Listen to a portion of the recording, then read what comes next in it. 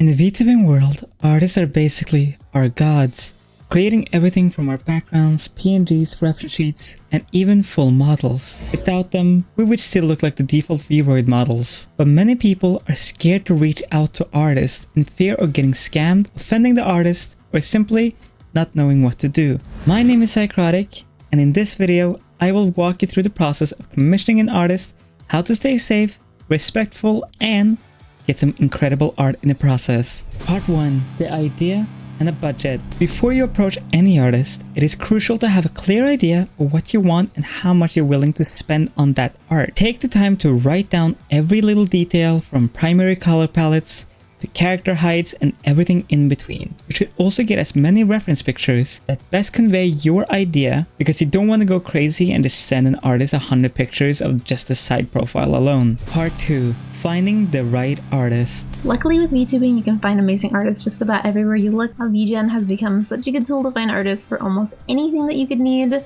Skeb is always a great option if you don't mind waiting a couple months and not having that kind of open communication about the piece that they're working on. Finding the artist isn't going to be as difficult as it used to be. You could find them on Tumblr, Twitter, ArtStation. You could even find them on the olden grounds of DeviantArt. But ultimately, what you need is going to be the hard part. If you need just concept art, if you need illustration, if you need animation, that's where things get tricky. Part 3. Understanding the artist's terms of service. An artist usually have a TOS or a term of service document somewhere in their bio or on their profile. This documentation will outline their rules, include their portfolio, and include crucial documentation like payment plans and if they're willing to do 50-50 payments. It is essential to read and understand an artist's TOS to make sure you're both on the same page. Part 4. The first DM. So the first DM between you and an artist, definitely, I think, pleasant and cordial, right? I mean, yes, you are hiring somebody to do something. You're giving somebody money for a service, but they don't have to do that service. I've had somebody come into my DMs and say, hey, I want you to do this thing. And I would say, oh, that's not within the scope of something that I do, and also I don't take commissions. The same way that you go into a restaurant and they have the right to refuse service if you're disrespectful, it's the same way for artists. The first DM should go something like this. Hello, I am interested in this commission option, whatever option they might have available at the time. Bust, full body, VTuber model, design, you name it. This is my budget. Here are my references.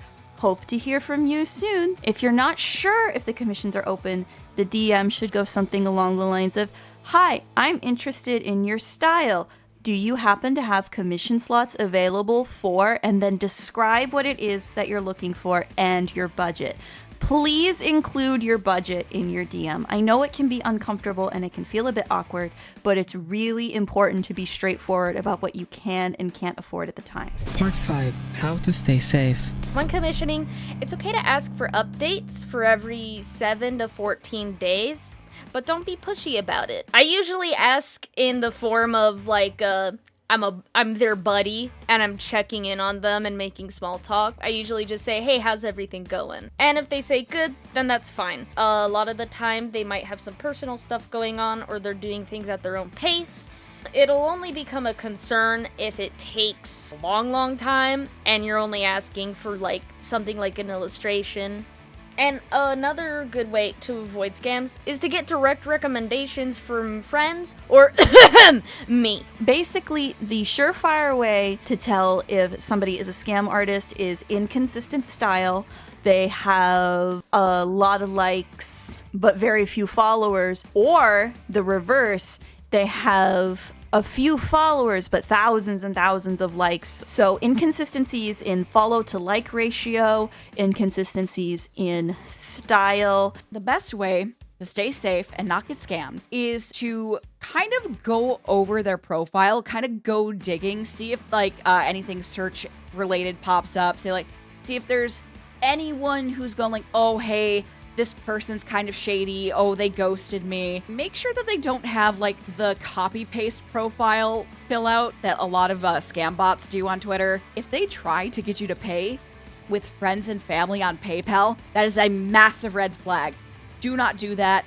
Protect yourself, make sure they do an invoice or you send your money as a service. Because if you don't, you cannot get a refund from PayPal. PayPal! unless you have it set to services. Definitely, when you first commission your artist and you're talking about the timeline and all those things, ask the question on how many times they are comfortable with you checking in with them.